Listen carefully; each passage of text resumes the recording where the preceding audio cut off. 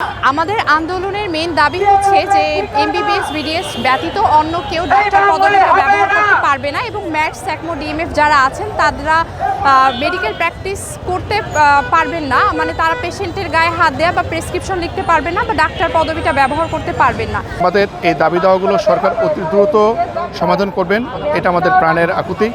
এই বিষয়গুলো আপনাদেরকে মিডিয়া যারা আছেন তাদেরও নজরে আমরা আনার চেষ্টা করছি। আপনারা আমাদের সাথে থাকবেন, আমরা আমাদের দাবিগুলোর জন্য ন্যায্য অধিকার ফিরে পেতে পারি। আলোচনার চলছে, আলোচনার পর্যায়ে এখনো ঘোষণা হলে তখন আমরা আমাদের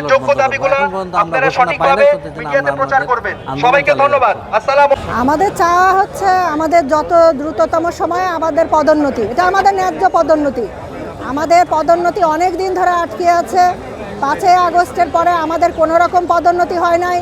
আমাদের নতুন সরকারের কাছে আমাদের আমাদের ন্যায্য পদোন্নতি এখন আমাদেরকে দিতে হবে।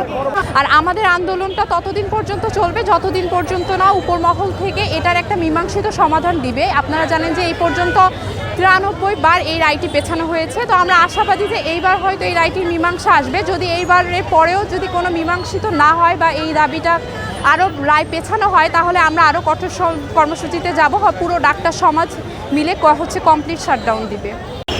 আমরা যে জুলাই আগস্টের যে আন্দোলন আমরা করলাম, জুলাই আগস্টের যে নতুনভাবে দেশ স্বাধীন আমরা করলাম, তাই আমাদের দাবি থাকবে যে আমাদের এই বৈষম্যগুলো, বিশেষ করে স্বাস্থ্য সেক্টরে আমাদের যে বৈষম্যগুলো অতি দ্রুত এটা সমাধান করে যার যা প্রাপ্য, যার যে যোগ্যতা সে অনুযায়ী যেন তাদের প্রমোশনের ব্যবস্থা করা হয়।